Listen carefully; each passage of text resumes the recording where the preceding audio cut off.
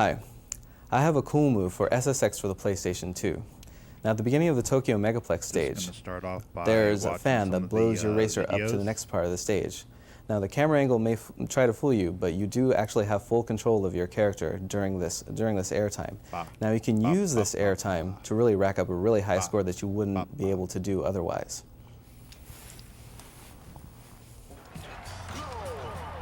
The fan comes up fairly quick in the stage. In fact, it's right here. Now you lose sight of your character, but as you can see, the score keeps racking up, and if you continue doing moves, you can get a really, really high score. In fact, you can actually rail, like I did right here, and get a really high score. Checkpoint!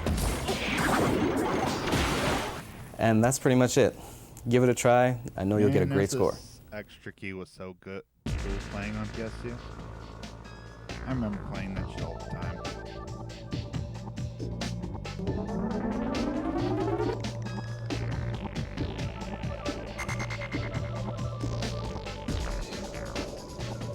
So we have Star Wars Fighters and Cool Borders 2001. I guess let's start off with Star Wars.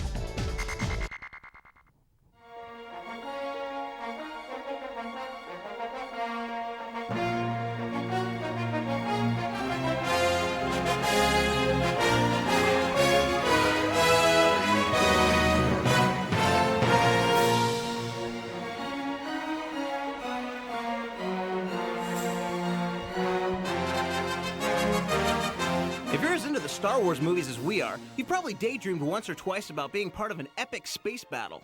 Well, thanks to the team at LucasArts, that daydream is now virtually a reality. They've created Starfighter, the flight combat game that lets you star as the pilot of your very own starfighter from Episode 1, The Phantom Menace.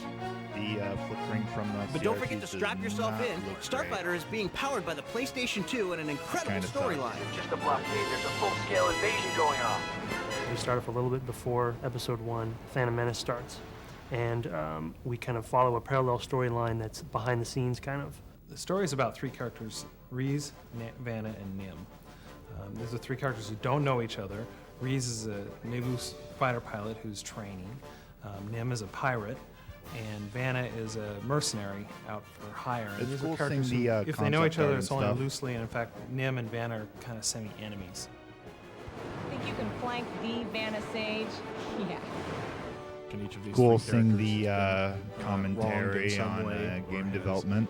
Been screwed over by the Trade Federation. Midway through the Starfighter game, after you've learned exactly what the Trade Federation has done to tick these guys off, the three characters, Vanna, Reese, and Nim, come together and in concert work to deal a little bit back to the Trade Federation.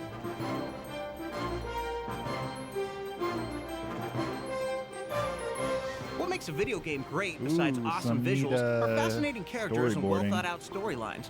Starfighter not only has both, but it goes one step further and intertwines the stories of these three main characters. We're approaching a training minefield. They'll give you a chance to familiarize yourself with your targeting system. And you follow this one pilot, Reese Dallos, kind of through his training, and then his royal escort, and then he kind of gets split off from the events of the movie onto his own storyline. And I think at that point the player is sort of wondering, what are these three characters and what do they have to do with each other? And that's one of the things that we tell through the structure of the game is as a play, they start to go, oh, okay, now I see how these two characters are related, or I see how they're going to come together and they're going to work together towards the ultimate goals. Well, Nim, my know-it-all co-pilot is just taking out the landing platform first. The player starts out playing a number of missions from each character in turn, and then when the characters join forces, we start just beating them, right and left with new characters, and play this character and go back to this character, and that allows us to tell this story from a bunch of different points of view. The LucasArts team is no stranger to designing ships for space, and most of the ones in Starfighter are based on designs from the movie. The challenge they had to come up with was a vehicle for Nim and the other pirates. We needed to come up with a whole new line of vehicles that were around the pirates. We wanted them to have a very distinctive look, a cohesive look. And what we came up with is something that looks like 60s hot rods, with cool paint jobs, but then there's Bondo on the side, and there's big giant engines on them. There really are like painting your own car, big flames on the side. They all have their unique look for the character. All kind of metal and over the top, and You can tell that it looks like they all painted their own vehicle. As in any flight combat game, control is critical, and no one knows that better than this creative team. With Starfighter, their mission was to find a way to help those who might find themselves flying upside down, or worse. We wanted a game that allowed the player to fly around in any dimension. So if they want to fly up and do a loop or flip over upside down, we wanted to give them complete freedom in the environment. But one of the challenges that creates for some players is they'll get upside down and it's difficult for them to get flipped back around. For Starfighter, we realized we couldn't restrict the player without frustrating the player, but at the same time we wanted to give them the ability to get themselves righted really quickly. So we added some buttons. When you actually push down on the analog controllers and right yourself, you can right yourself with roll and you right yourself in pitch, and so you can get yourself squared up to the terrain and flying forward. Starfighter is the first PlayStation 2 game from LucasArts. We were interested in knowing what it was like to work with this powerful platform. We were able to throw just enormous amounts of texture and geometry at the screen. I mean, you look out in these environments that just seem to go on forever. That's just the raw power of the PlayStation. Working with PlayStation 2 was, you don't know the boundaries. I didn't know how far to push it. I'm used to doing like Nintendo games and PlayStation games, and there's those barriers that everybody realizes. So I just kind of keep pushing until the programmers tell me to stop. And the philosophy on the Starfighter team is essentially this. The programming team is at the service of the art and level design team. I like to think of it as, we build picture frames. Ultimately, the art team and the level design team makes the picture, and that's the important thing. How about this size texture? What about this geometry count? Can we have particle systems, and what kind of effects can we have? And it almost seemed limitless.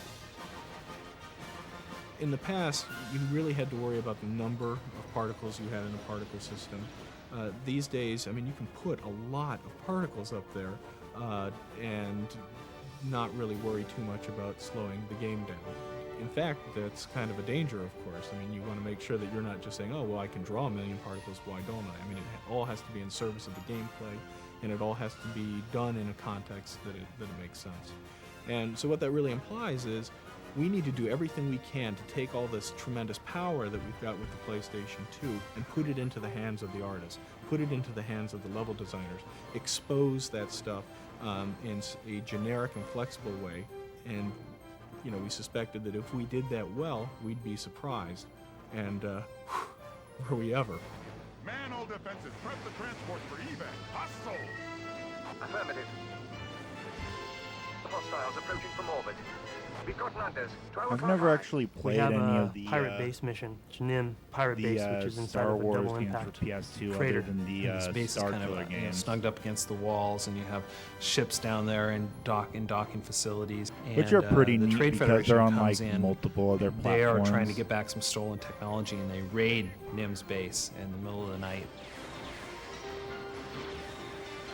And in just comes massive amounts of Trade Federation forces. It's very clear very quickly that, of course, the pirate base is not going to survive, and at that point it becomes an extremely hectic, frantic scramble to get people out of that base as quickly as possible. It's dark, you see lit up buildings, you see lights. All of a sudden, turrets start going crazy, and things are coming in from space, and it's black up there, and all you see is shadows of big landers coming down. They're kind of blocking out the stars, and you see tracers going across the sky. I mean, it looks like a war zone, and you've got people yelling and screaming. I think the whole experience is extremely immersive for me. Scratch that, sir. Got him on my sensors. Help him out. Dim, I'm sending you the target. Get this guy.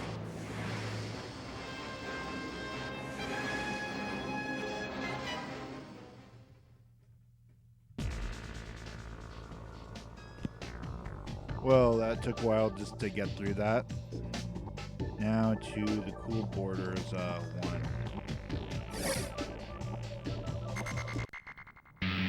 Cool Borders! Cool Borders!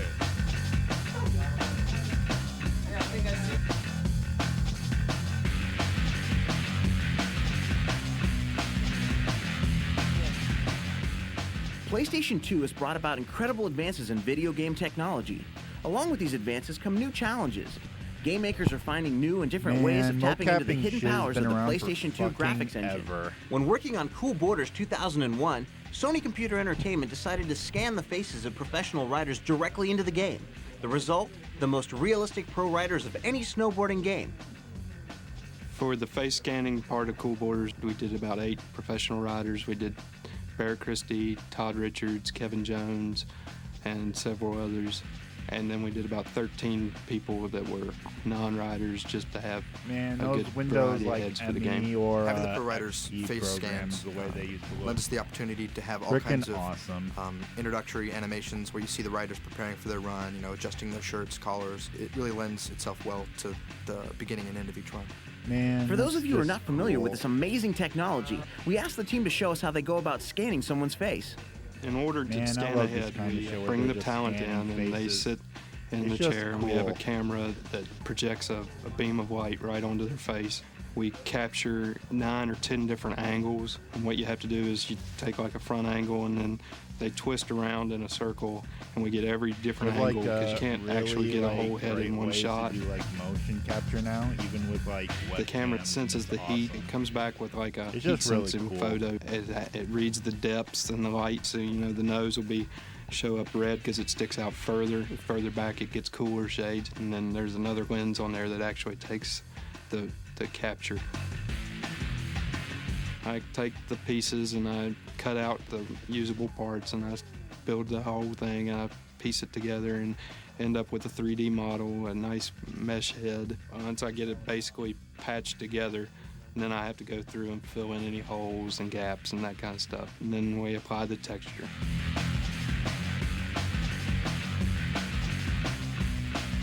The realism definitely blew us away, but we wanted to know what some of the real snowboarders thought about their character's likeness. After each rider got his head scanned, they always want to go check it out. They're usually pretty shocked at how close it is, and some of them are pretty scared that that's what they actually look like in 3 dimensions. That's really weird. That's wrong. You said you're going to be able to make little beings out of computers. Their head will be spinning around on the computer, and they just can't believe it, how much it actually looks like them, and they all want to know, am I really going to look like that in the game? Man, and they get more real games excited like and can't wait sports to see it games and should play it keep themselves. doing this shit. Getting the most realistic looking face is only one part of the equation. Since realism is such an important part of a game like Cool Borders 2001, they also need to get the moves right. This is where having one of the largest in-house motion capture studios in the world comes in handy. The studio itself, I've heard that it's the second biggest in the world, and it's roughly about 60 by 40, and our hot zone is about 30 feet by 20 feet, which is one of the larger ones. We use a 15-camera Vicon system to accommodate all our motion capture needs. Capturing moves for sports games like football and basketball is easy, but how do you go about capturing a sport that involves flips and jumping off cliffs? The way we get all of our grabs and flips and tricks into the game, we actually set up an 18-foot trampoline in our motion capture studio. We actually had to make a special snowboard that was actually something a bit smaller to basically attach to the actor's feet. Then we had Todd Richards come down and bounce on the trampoline until he got enough air, then he'd throw one of the grabs out.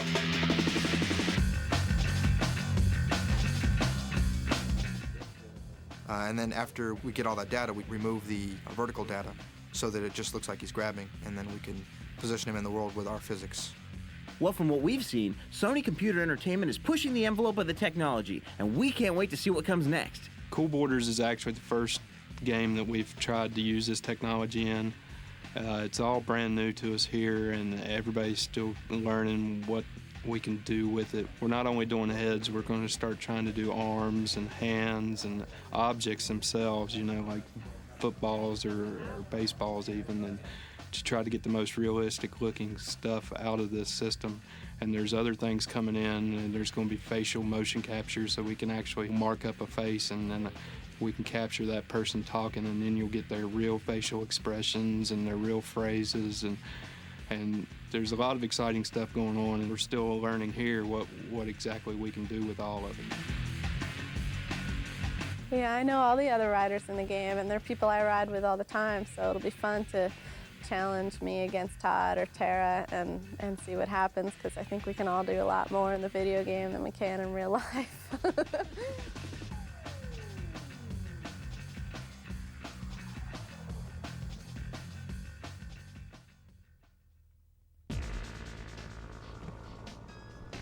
All right, nice. Next part of the demo disc. Going from movies to a download station, which I think that's just downloading to the memory card, but I'm not sure. Oh yeah, it's just downloading shit to the memory card. Good to know.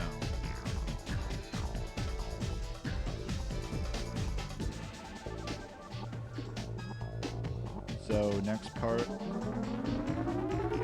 is the vaults, which is where the game's demo starts. So start with ATV Off-Road Fury, and it's a game. Nice. So let's go.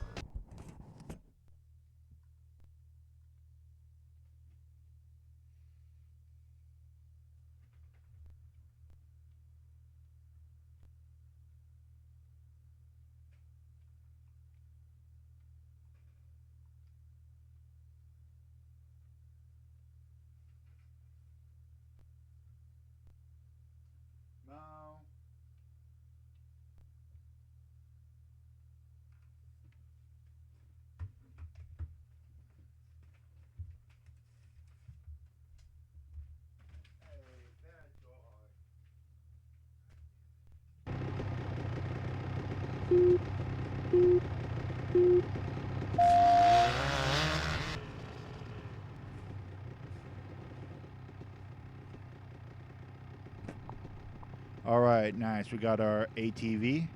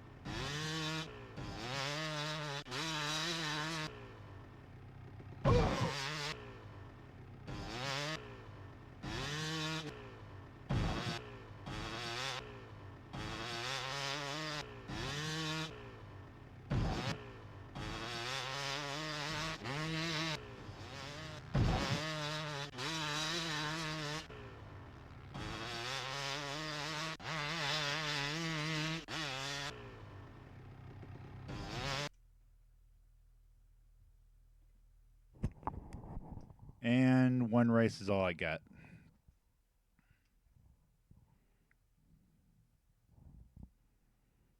Which is okay because I don't think that ATV game had the free roaming mode yet. Let's go for Cool Borders 2001.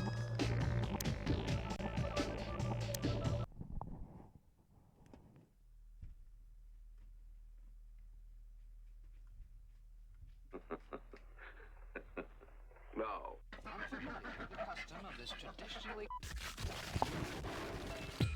Cool Borders!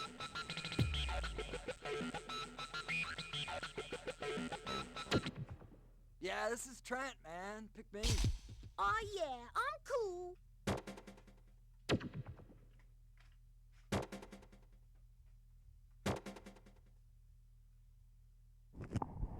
So I either get the idle mines or the lunar landing. And the pretty much either of them are the exact freaking same. So I'll get the lunar lander.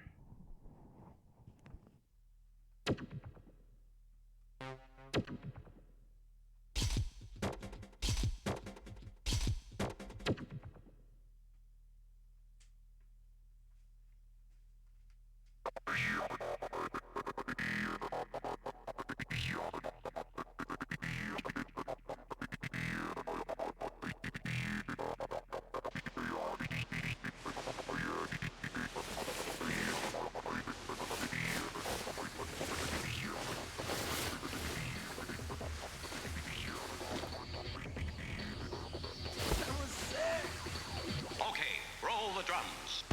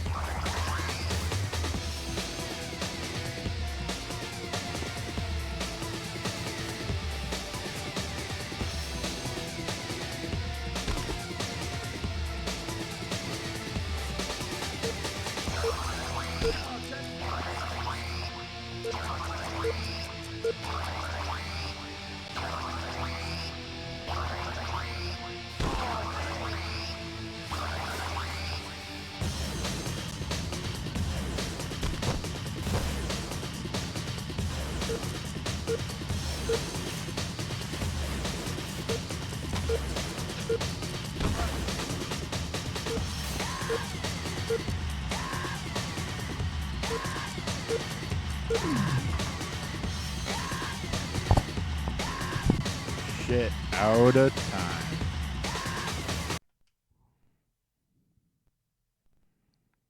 Oh, it just kicks me back. So I guess I'm done with that demo. Let's do the Ico demo.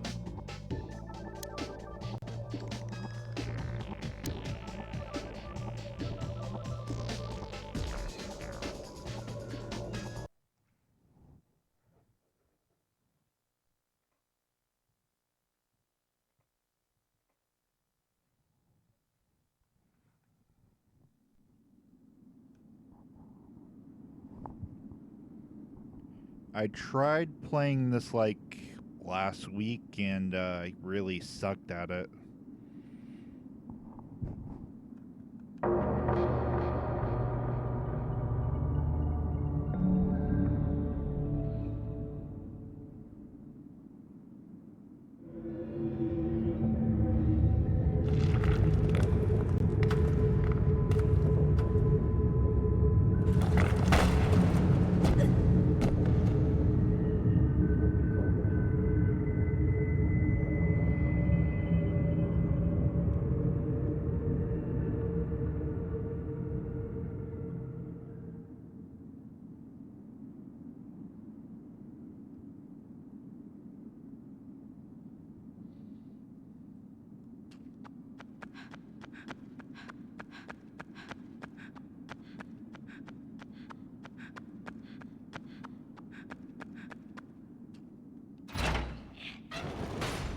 He's a little boy with the stick already.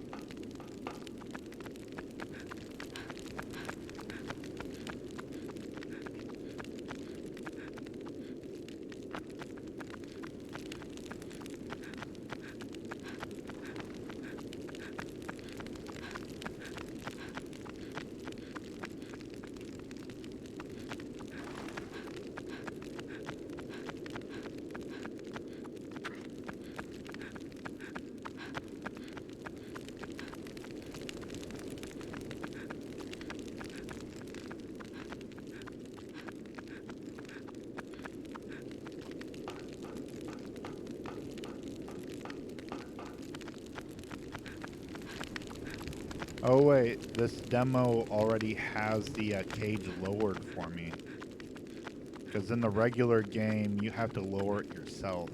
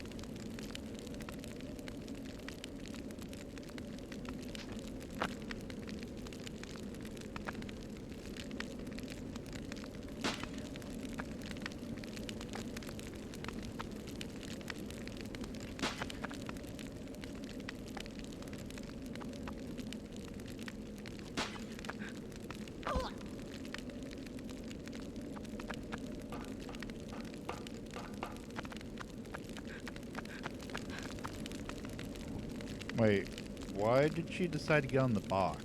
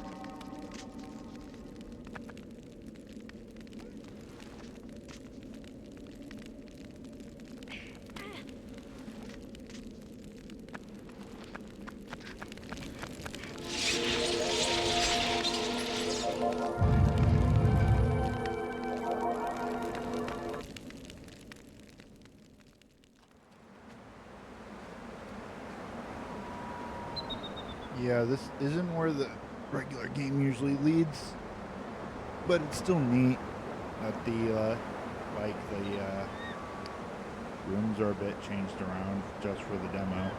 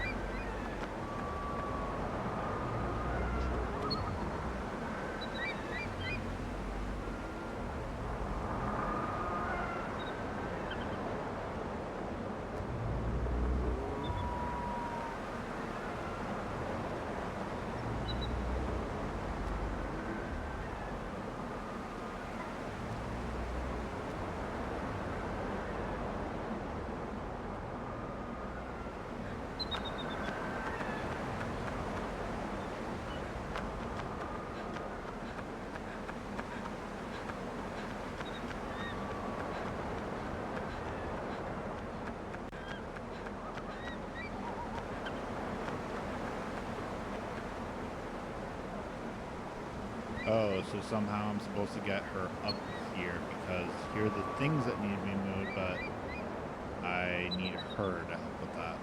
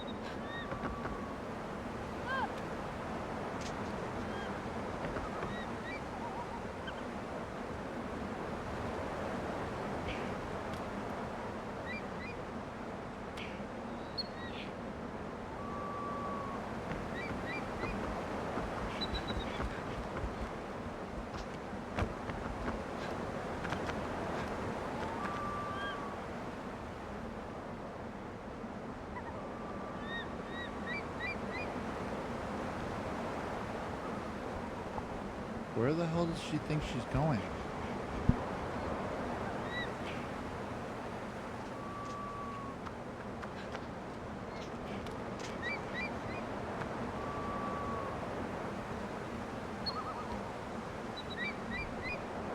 What the hell? Hey, D-Man.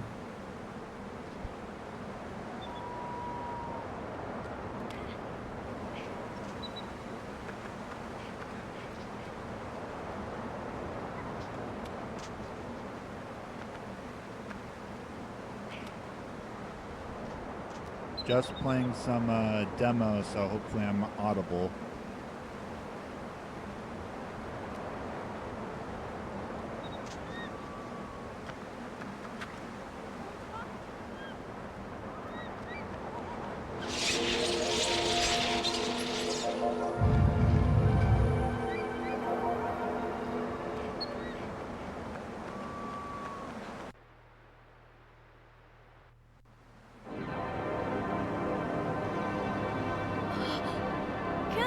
Yeah, it's a Ps2 demo disc that I bought a while ago.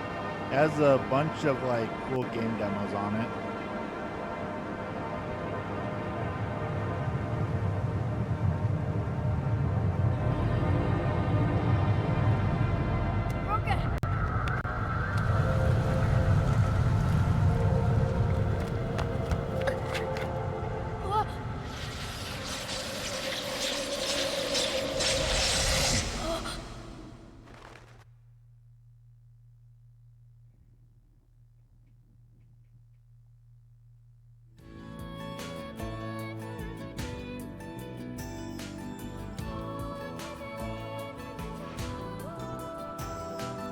Now we get a cool edit reel of gameplay.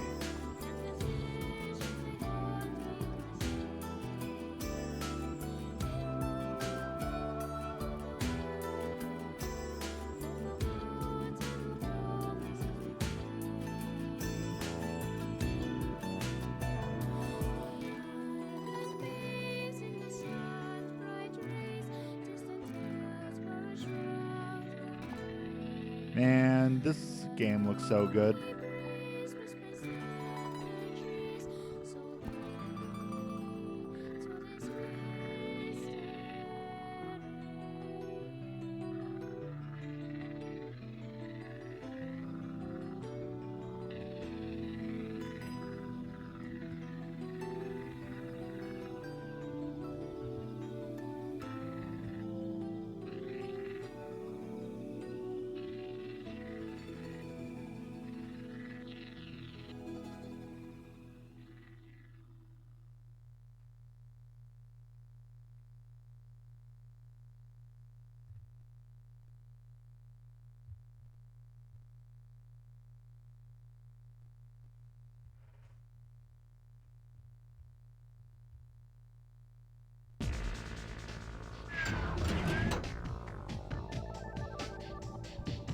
Now, Red Faction.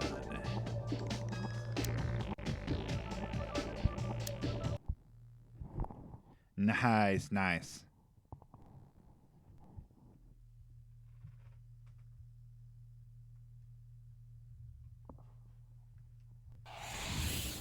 THQ.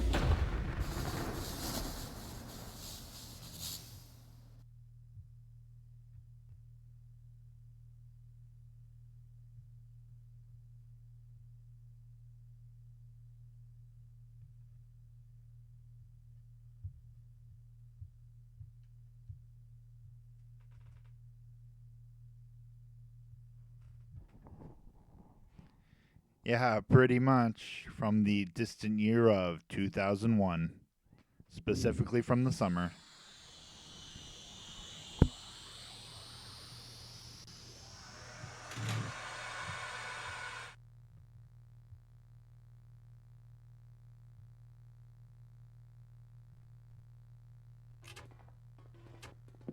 No time to run, Parker. Guards are coming from all directions. Grab the turret. Get ready.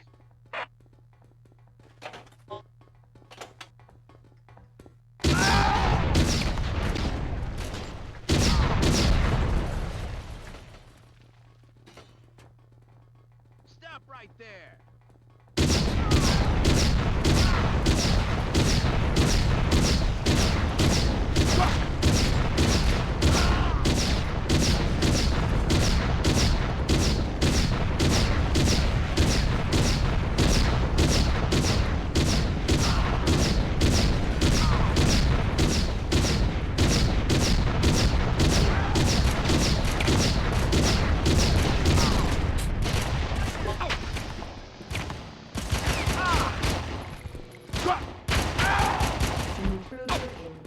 Training facility.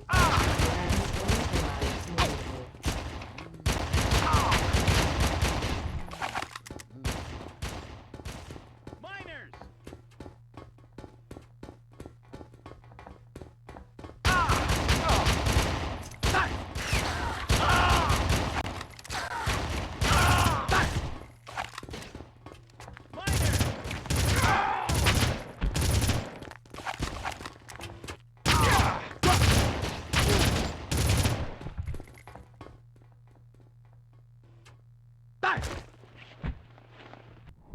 Of course, that leads to a dead end.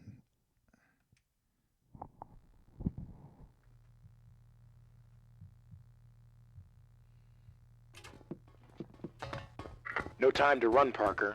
Guards are coming from all directions. Grab the turret. Get ready.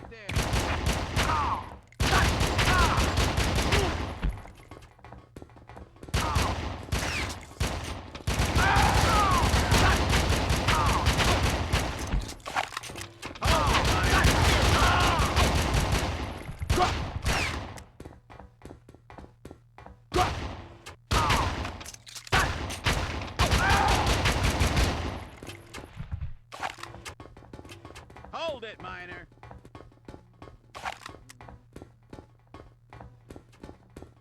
Hold it, Miner.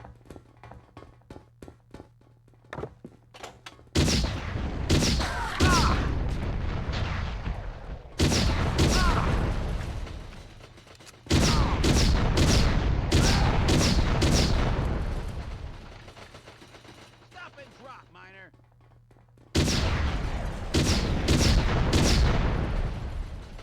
Hold it, Miner.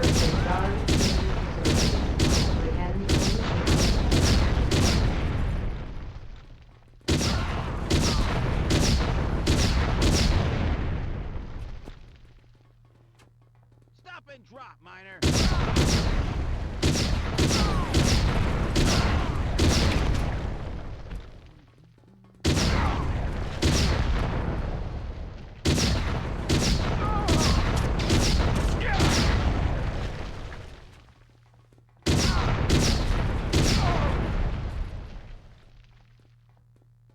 Hold it, Miner.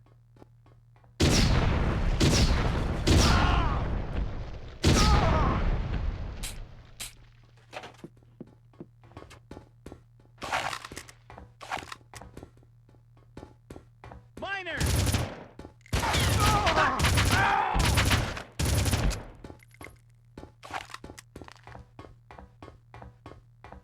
Keep moving, Parker. Ultor is closing in on the Red Faction base.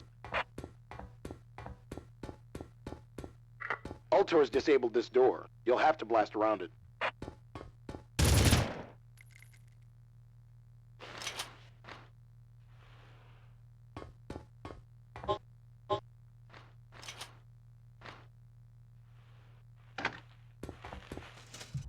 C4.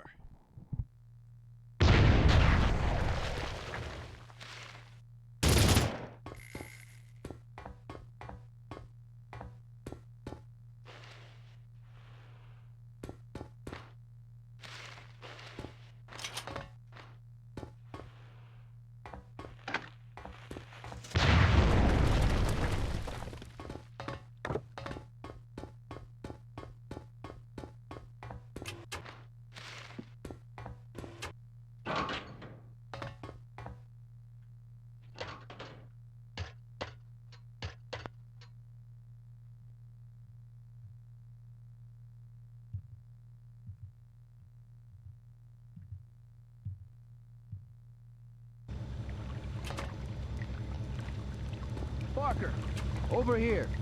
I've been holding the sub for you. You'll need to break through the ice first, then release the sub in the control room.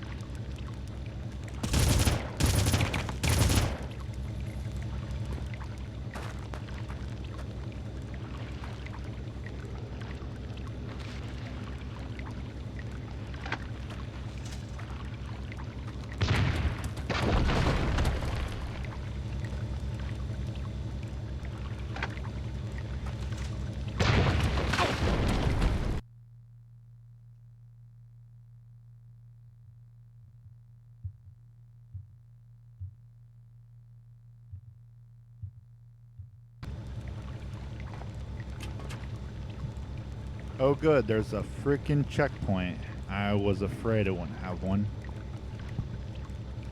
Parker, over here. I've been holding the sub for you.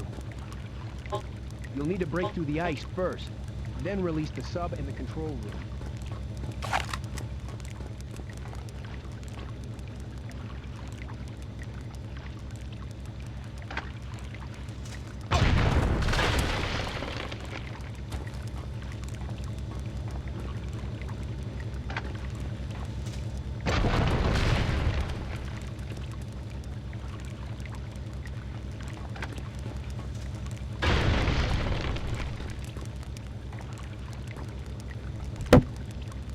That's probably good enough.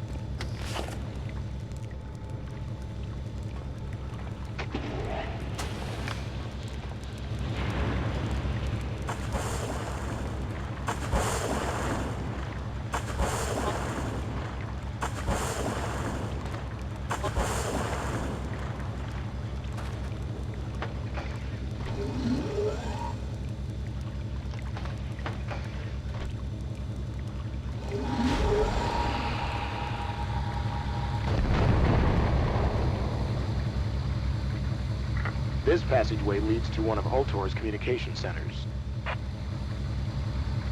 You can send the distress signal from there.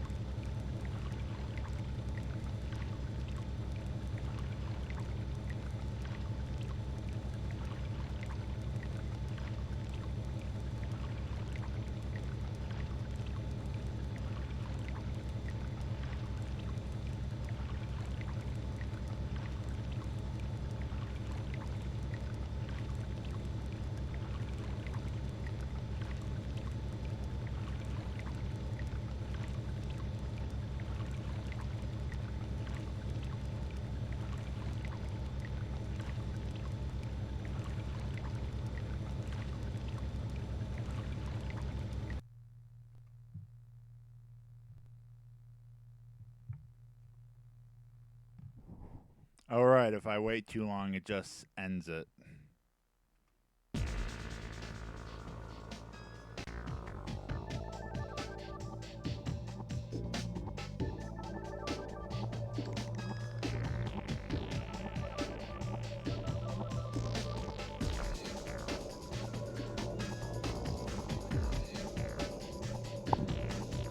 Okay, next one, which is the Star Wars Starfighter. Star Wars.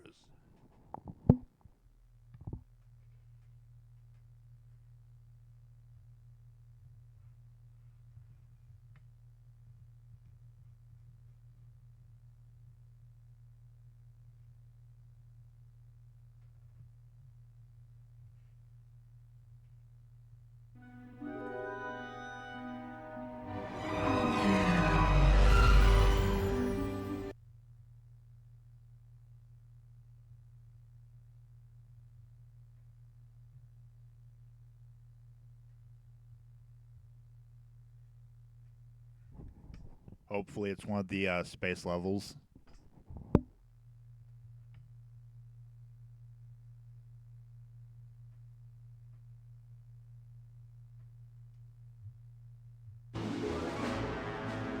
We found it, Nim, but the Trade Federation is closing in fast. Yeah, just some sort of mountain. Give us a nav point. Sending. Hold your... 2 more dropships coming in by the mountain. They've brought dropships. They're prepared to fight. Jam their transmission before they see us. Jamming their transmissions. Hold them off while we unload the cargo. Scanner's picking up a recovery freighter.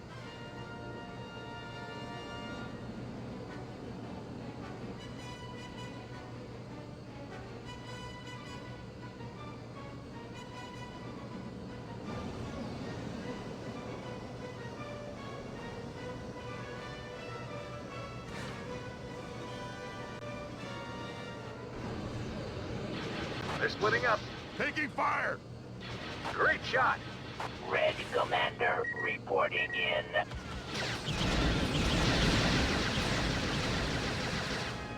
Engaging thrusters.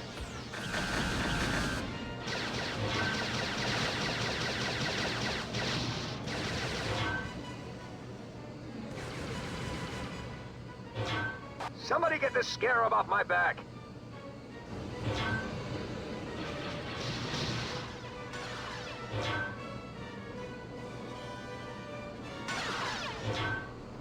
Reacquire transmitter cargo. Yeah! Steady now.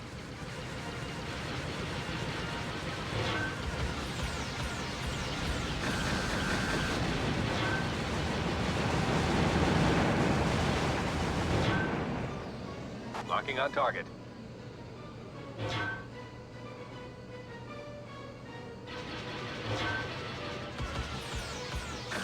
Jam all channels. They've landed more tanks. Trade Federation tanks have taken position on the ridge. Nim, get over here now! He's getting away. That freighter is almost out of jamming range. Shields down, pulling out to recharge. Where's our air cover? Hold them off a little longer. Load that cargo and get out of there.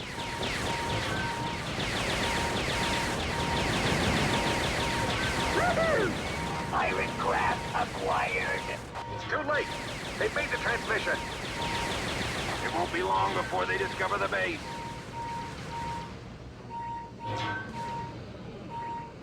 We need some air support over here. Oh, yeah. There are only a couple of us left. They can't hold out much longer. We've taken a heavy hit to the engines. I've been hit. Where are all these tanks coming from? Request dropship. The cargo's on board. They know we're heading for the cave. There's a blockade set up along the land route to the cave. We can't hold this position any longer. We've got to head to the cave. We need air support now. Cover us, Nim. We're taking the river route. The tanks won't be able to follow. I'm in trouble. Taking heavy fire. Focus attack on hostile tag 002. Ground unit. Cargo has been transferred. Cargo is on board pirate cargo vessel.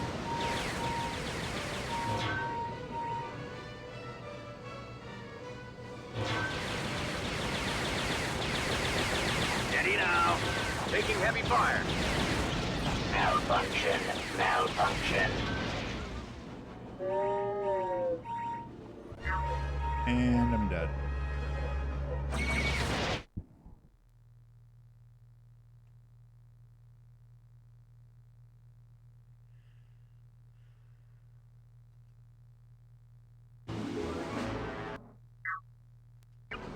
Two more dropships coming in by the mountain.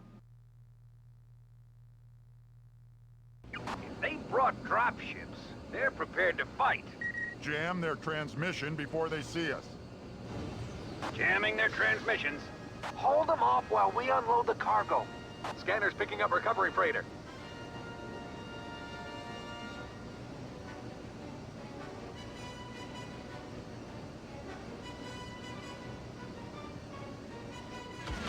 Taking fire!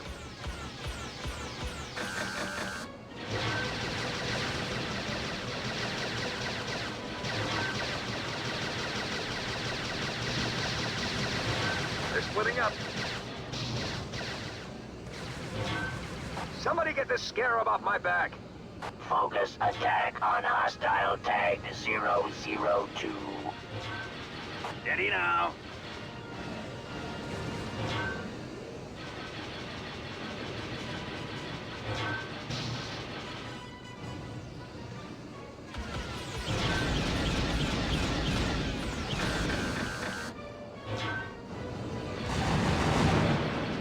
Yeah. Fighter attack neutralized.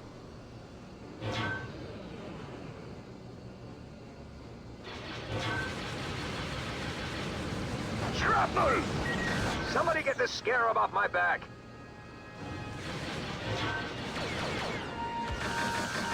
Having trouble with my stabilizers.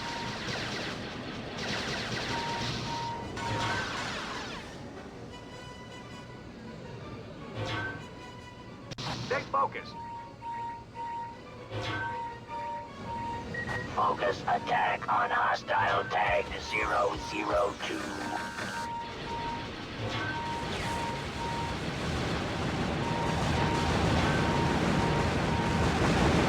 Three Federation tanks have taken position on the ridge. Nim, get over here now! He's getting away. That freighter is almost out of jamming range. Taking damage over here. Hold them off a little longer! Load that cargo and get out of there. Reinforcement orders issued. Shit, I still died.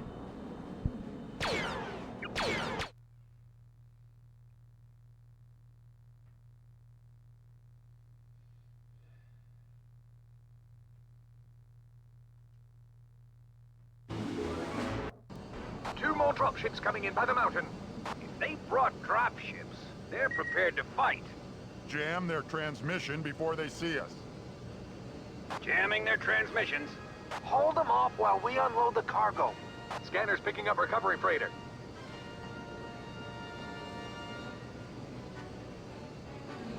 Taking fire!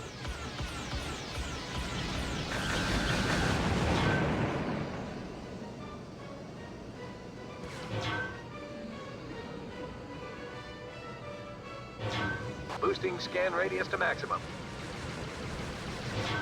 They're splitting up.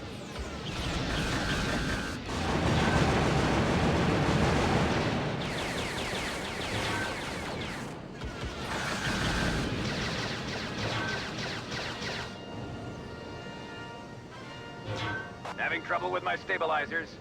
Ground troops en route to your location. Somebody get this scarab off my back.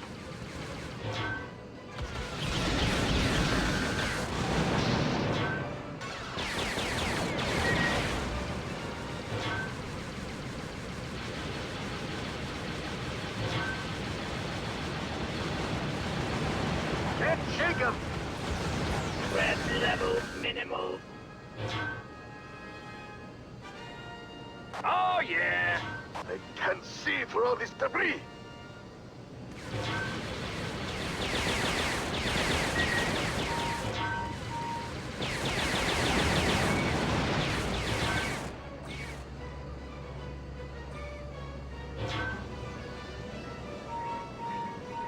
Boosting scan radius to maximum.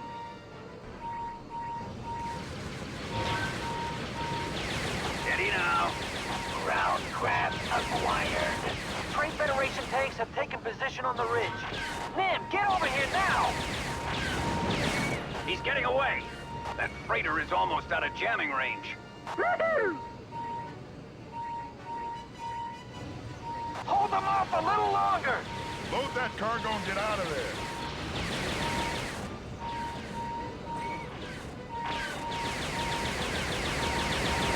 Too late. They've made the transmission. Taking heavy fire. It won't be long before they discover the base. Shrapnel! Jam all channels. Where are all these tanks coming from? Having trouble with my stabilizers.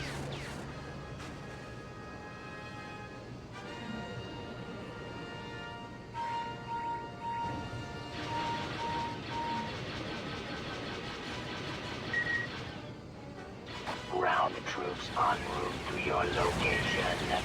Yeah! The cargo's on board. They know we're heading for the cave. There's a blockade set up along the land route to the cave. We can't hold this position any longer. We've got to head to the cave. Somebody get this scarab off my back. Cover us, Tim. We're taking the river route. The tanks won't be able to follow. The bikes will rendezvous with you at the cave entrance. Oh, yeah! Ground unit, cargo has been transferred. Cargo is on board pirate cargo vessel. Great shot! Bombers spotted. Request 2 dropships. Going to need some help over here. Bombing target acquired. Somebody get this scarab off my back. There are too many tanks. We can't break through their blockade.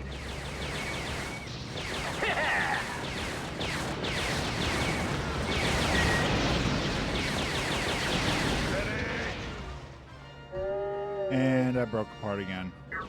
I think I'm done with this.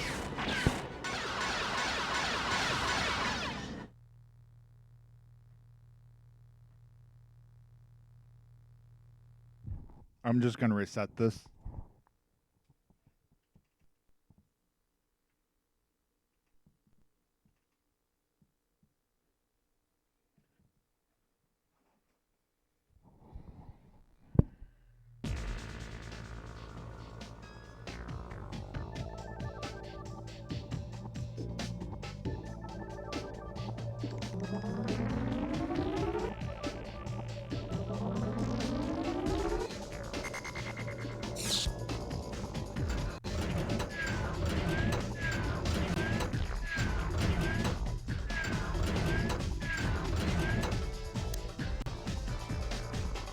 Noah.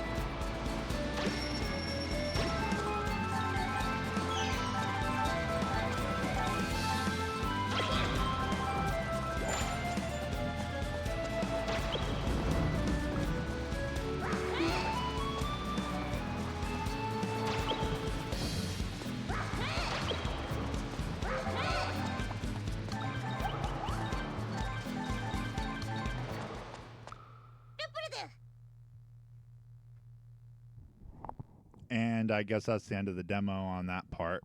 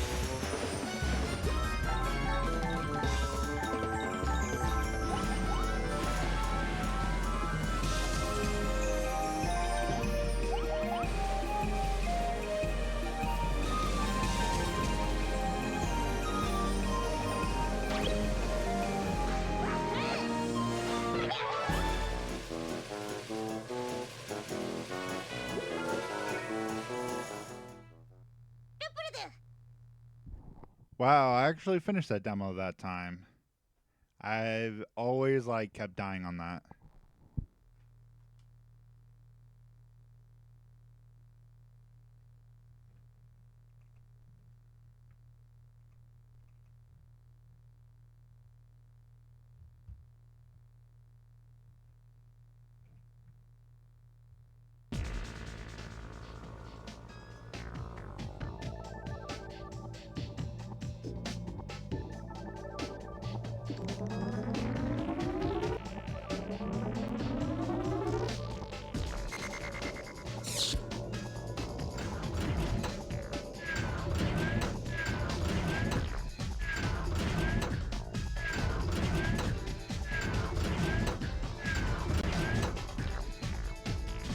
Now for Zone of the Enders.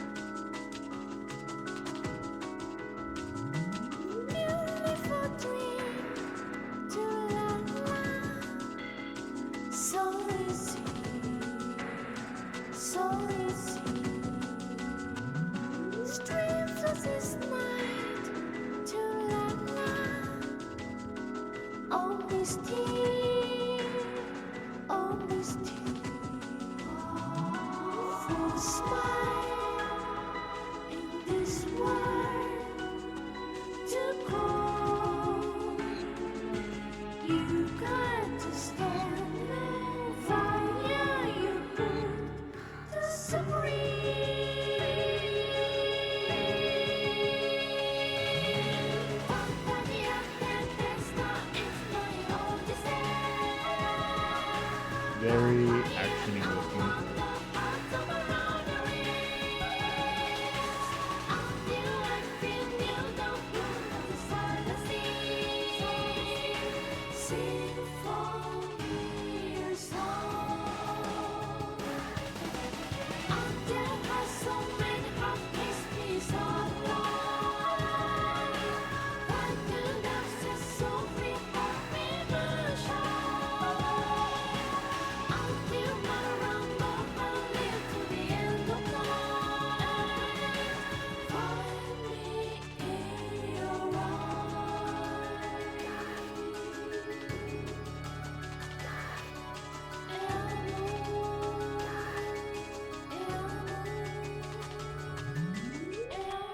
Hideo Kojima.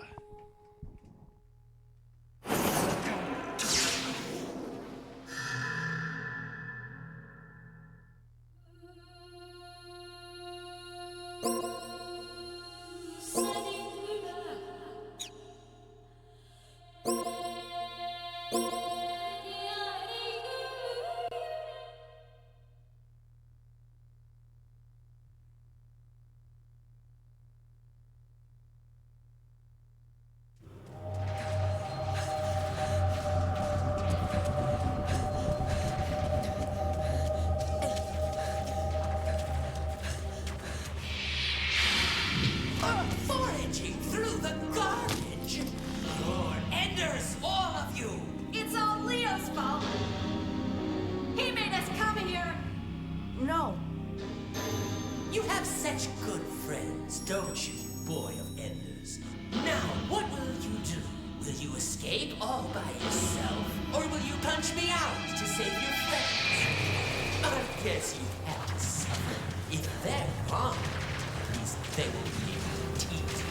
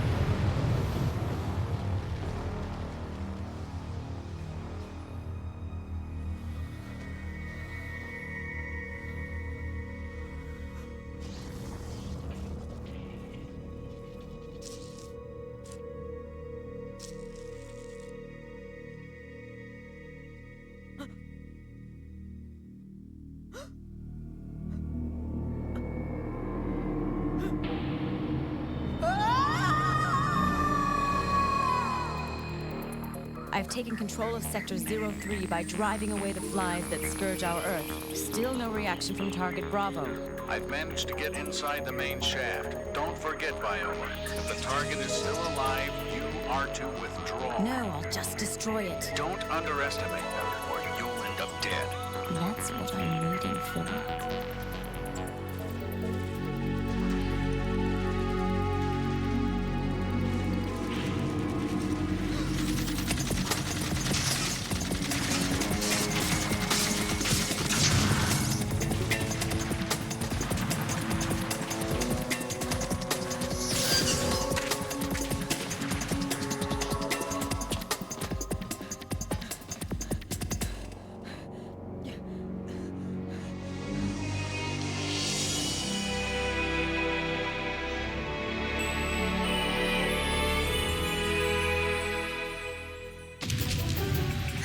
Kid finds the special Gundam.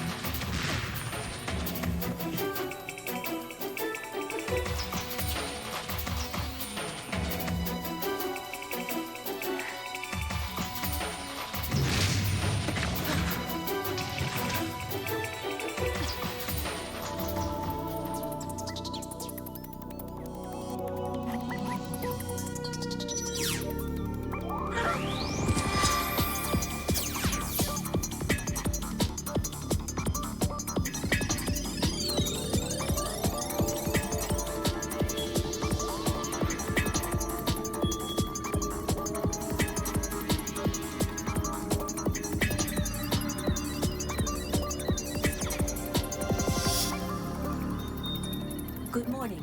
Ready for combat operation.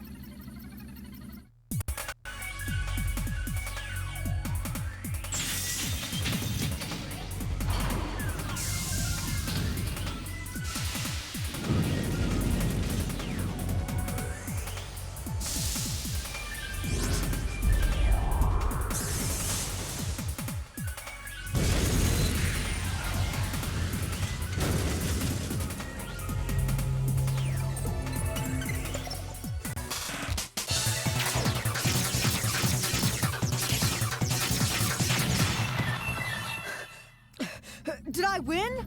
I have confirmed that the target has ceased all functions. You are correct. You did win. Who are you? I am Ada, the advanced battle computer of this Jehuti. I detect that you are not the frame runner who was scheduled to pilot the orbital frame. No, I'm not. I just ran in here while trying to escape. Whoa! I have detected several targets exterior to the hangar, unable to confirm the exact number from this position. Move outside following the direction of the arrow. How do I do that? Do you want me to explain how to manipulate the frame? Please. Roger.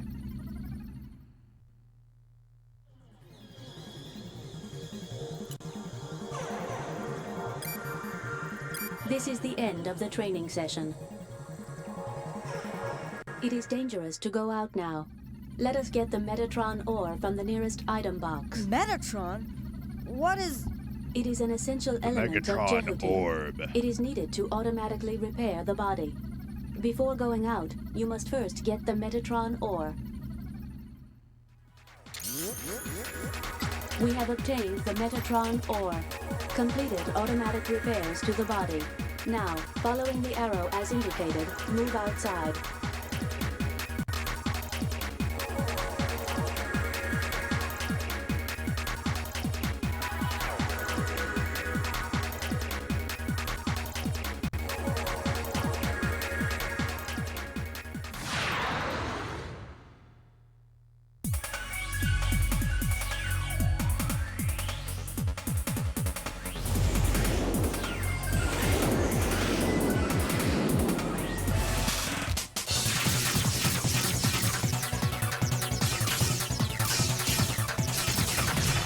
We have shot down the enemy.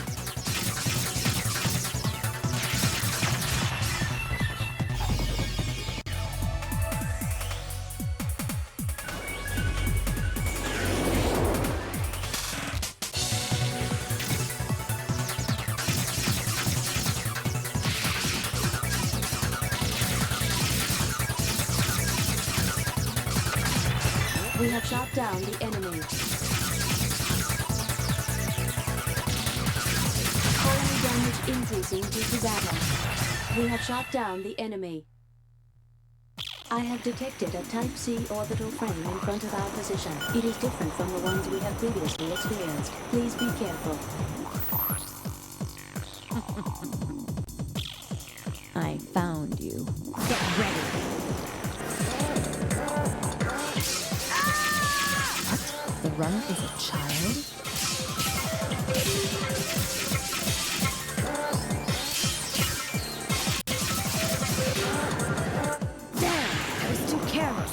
Viola, evacuate now. What? Are you crazy? It's just a kid. I can take care of him even without weapons. I repeat, evacuate now. You have other things to do, don't you? You embarrassed me this time, so look forward to Just the like next in time. Gundam. See you again, boy. I will explain the mission plan. The mission is to transport this Jehuti to Mars in preparation for a battle on Mars. First, we need to rendezvous with the civilian freighter Atlantis and leave the colony of Antilia. However, Jehuti has just had an overhaul and therefore has only minimum system capabilities. Jehuti's capabilities will depend on how many function modules we can install. First of all, we need to transplant the necessary modules from the local server in this area. Let me...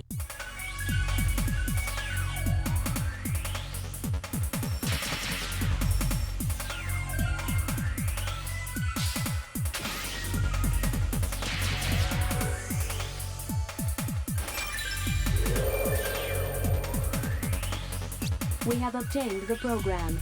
We have obtained the scouting mode module. It enables us to fight against more than one enemy at a time. A lock-on related operation has been newly added. Let me bring up a window to explain its operation.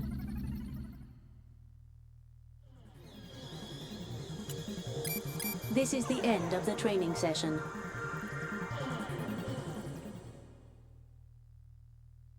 The module we have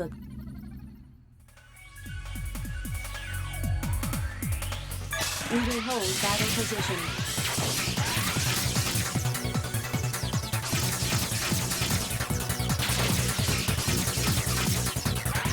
We are heading for the outer area of the battle zone. We have shot down the enemy. We will cease battle position. We will hold battle position. We have shot down the enemy.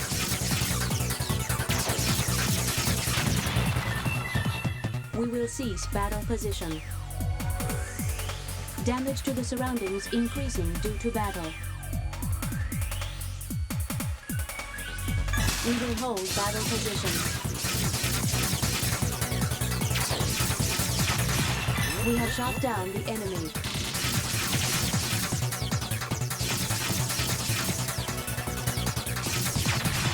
We have shot down the enemy.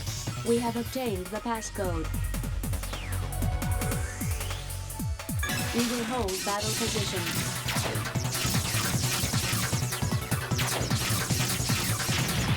We have shot down the enemy.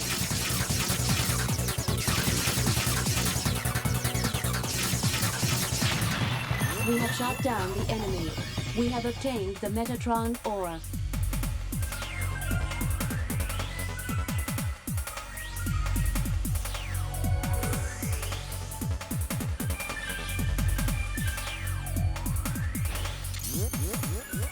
We have obtained the Metatron Ore.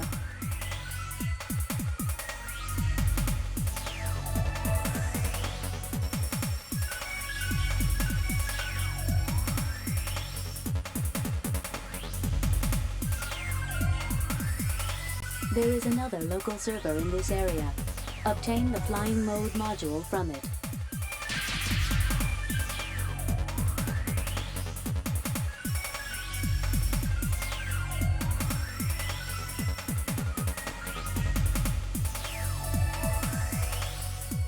We are heading for the outer area of the battle zone.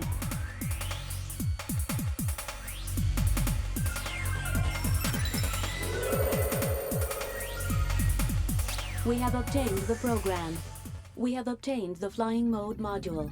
It allows us to move to other areas by choosing Area Change from the command menu.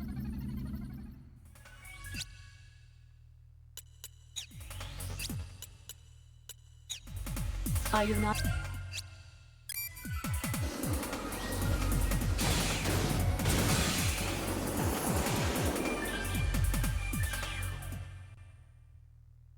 No! That's... It is residential block S02. I assume it is being attacked by orbital frames.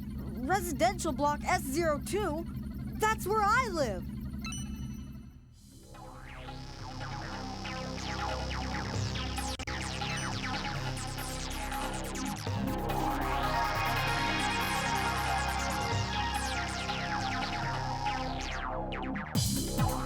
We are entering residential block S02. Father, you are alive, aren't you?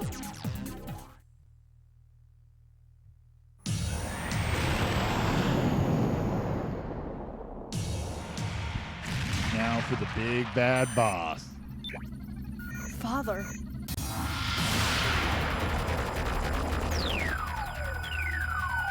How's this? How's this? Damage index exceeding 50%. Serious damage. I recommend you escape from this battle. Come on! Are you giving up? You're doing good. Damage to the surroundings increases. I should have kept my distance.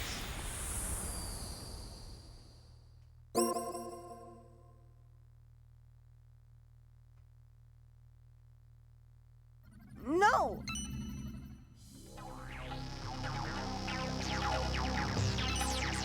We are entering.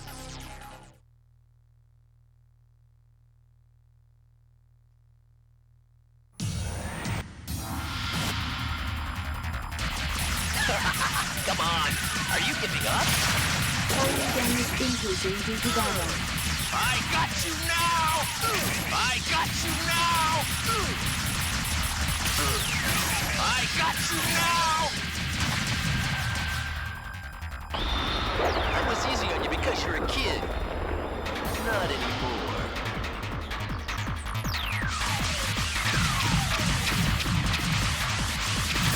Fire damage increasing due to battle.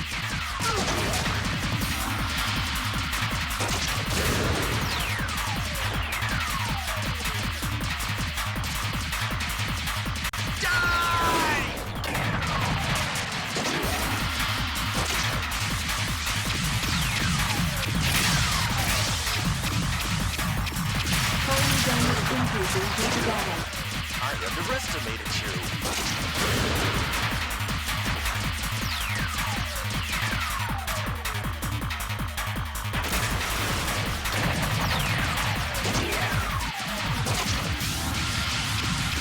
Damage index exceeding 50%.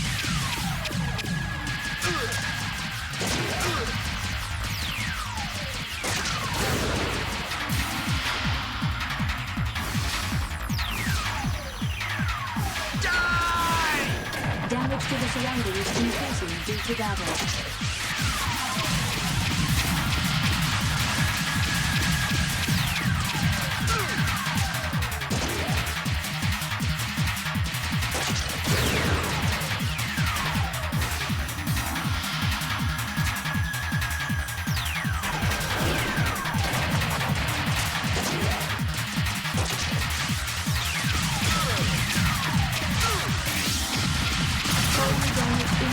Due to battle.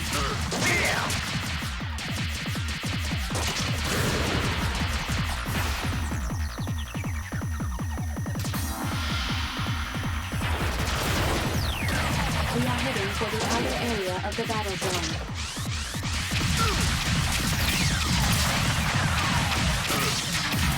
Damage index exceeding 75%, indicating major damage.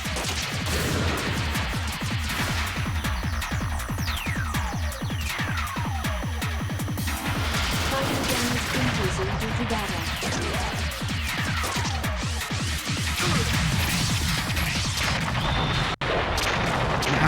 Got him.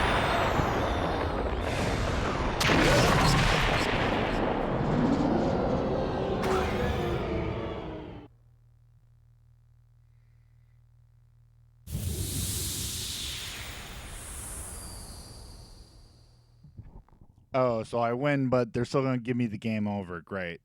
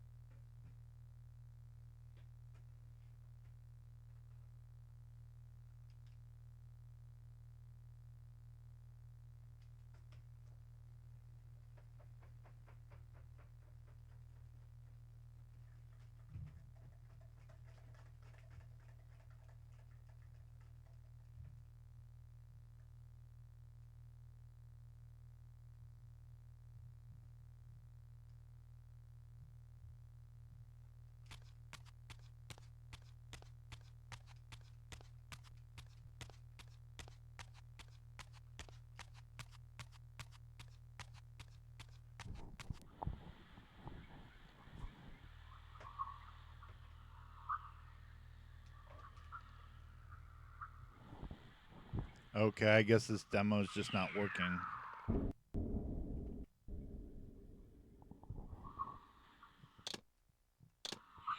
Yeah, it's just not working. What the hell? All right, next one.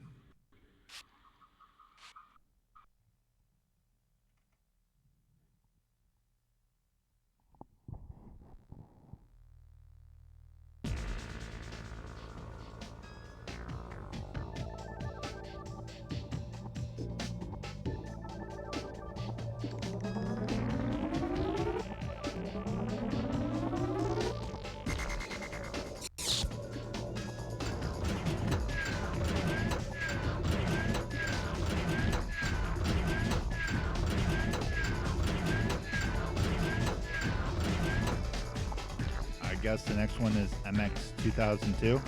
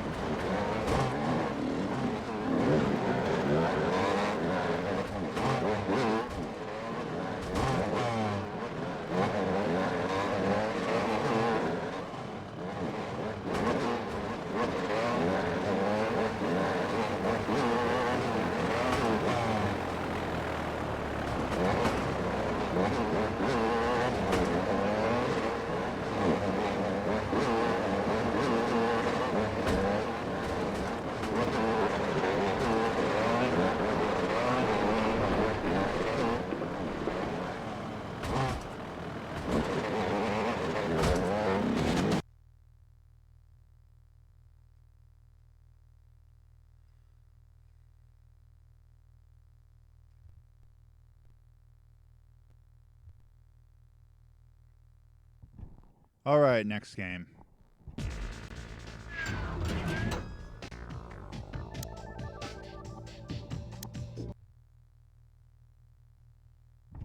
Always love me some Gauntlet.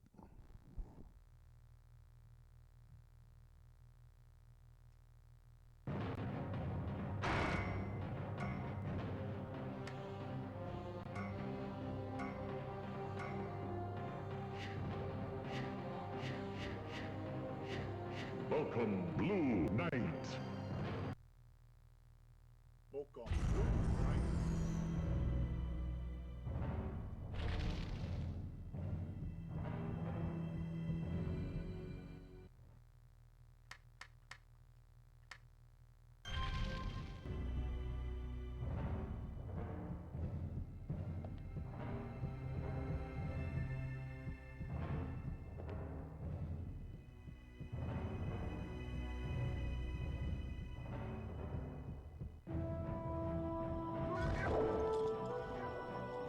Collect potion before using magic.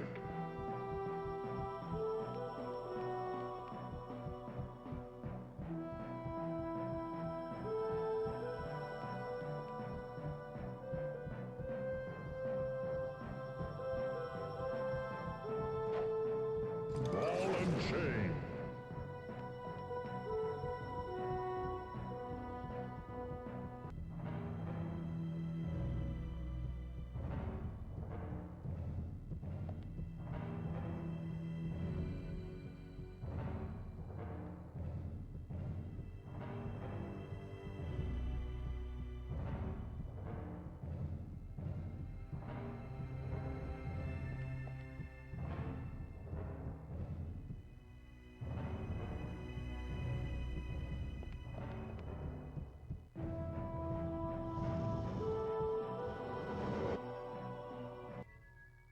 You are now entering the Poison Fields. Poison Fields.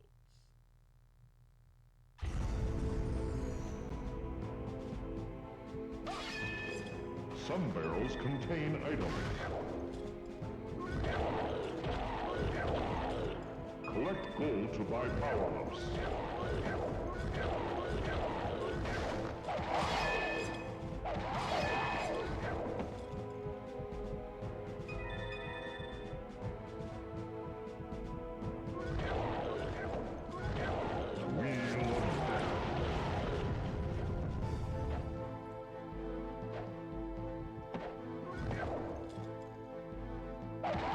Use key to open treasure chests.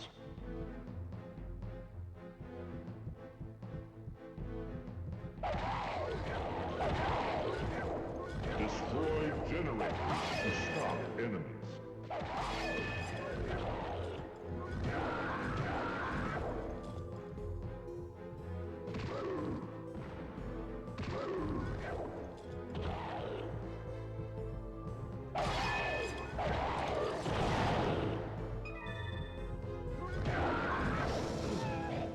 Shoot green barrels from a distance.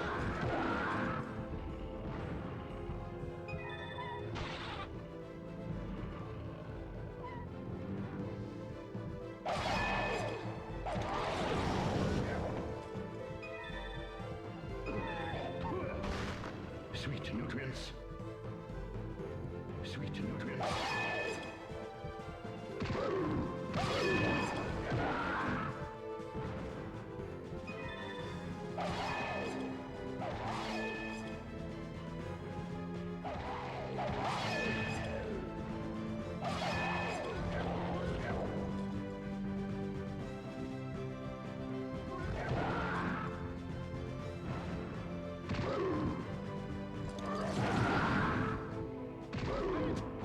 Poison food takes help.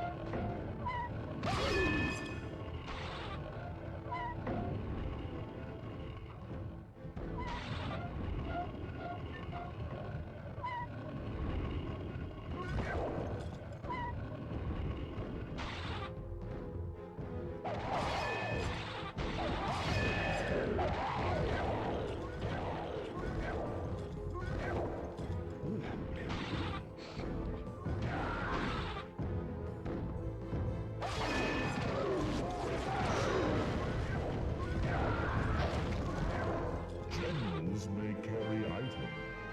One runestone has been found. Sweet nutrients.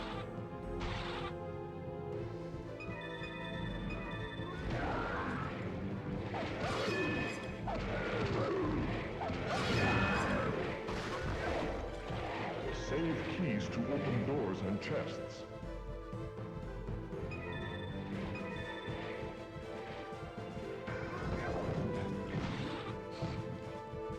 Multiple hits destroy secret walls.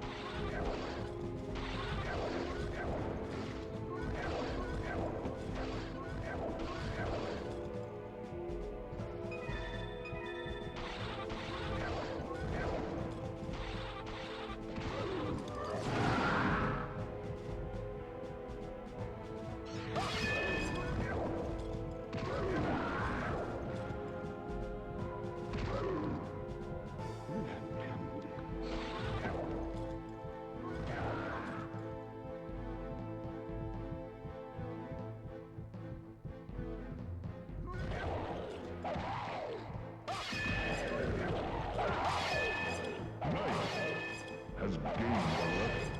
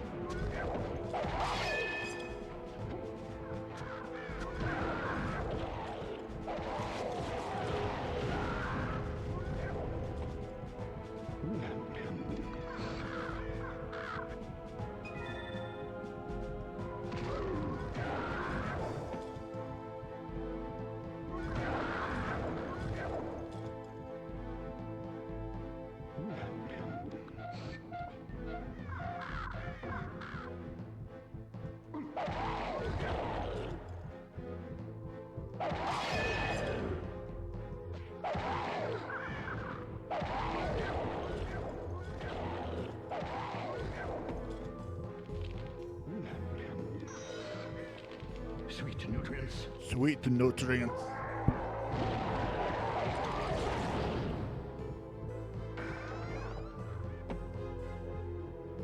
Rapid fire.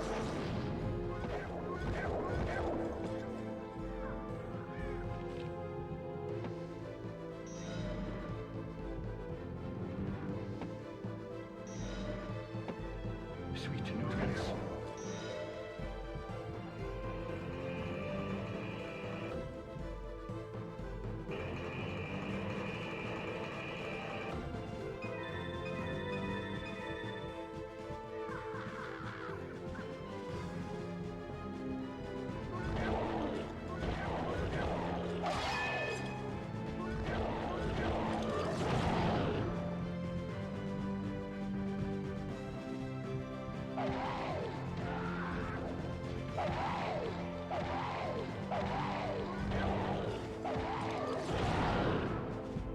Shoot red barrels from a distance.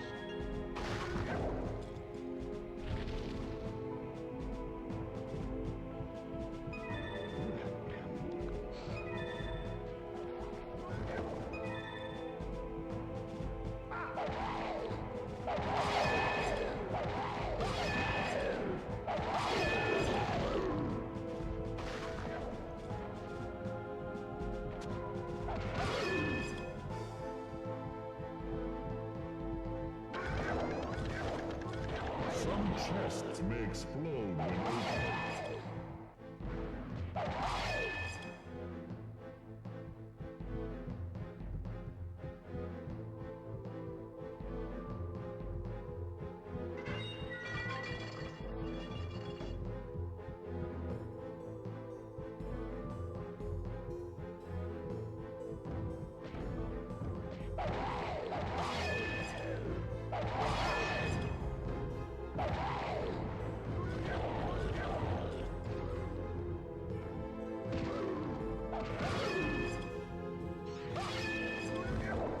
Use magic to kill enemies.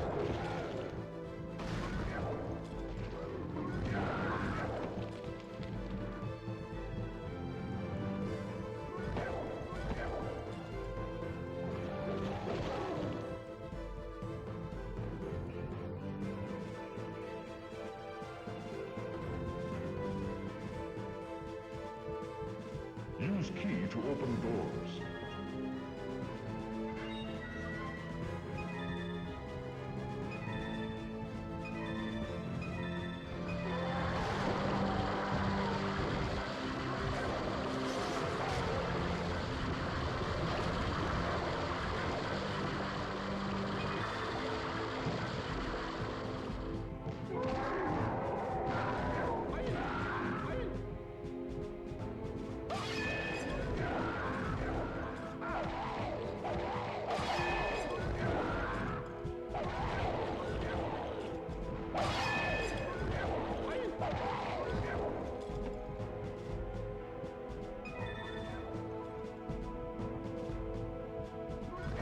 Death drains player's health.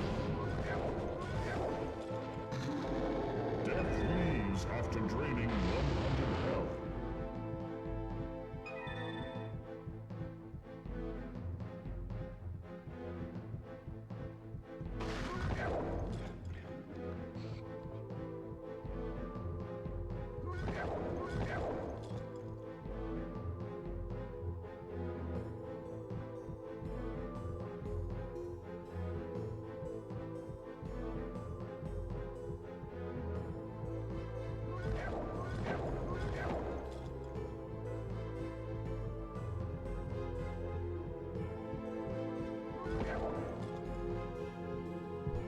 Alright, I think I played enough of this.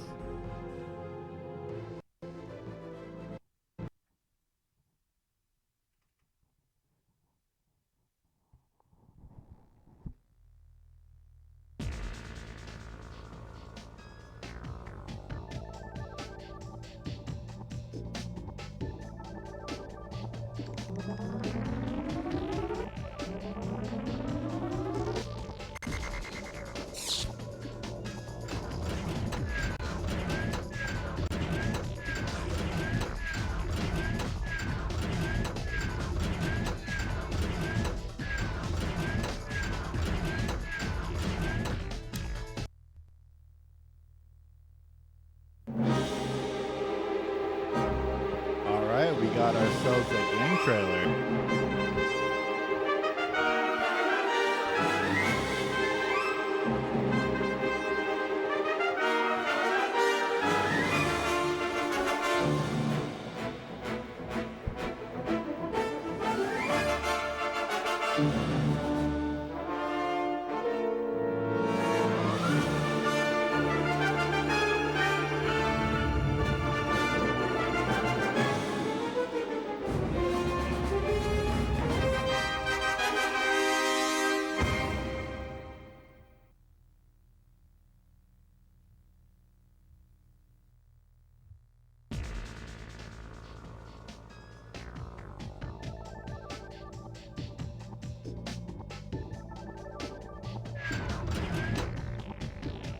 And we got our last thing for tonight, a game trailer for Okage Shadow King.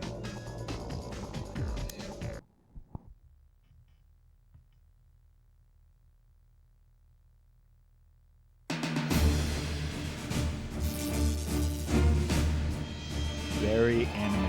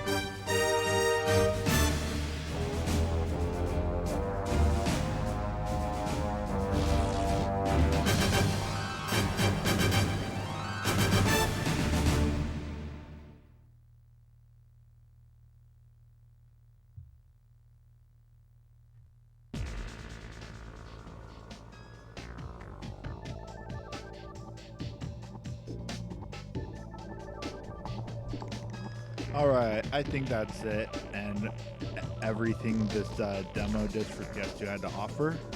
It was fun, and thank you D-Man and whoever else decided to watch. Have a good night.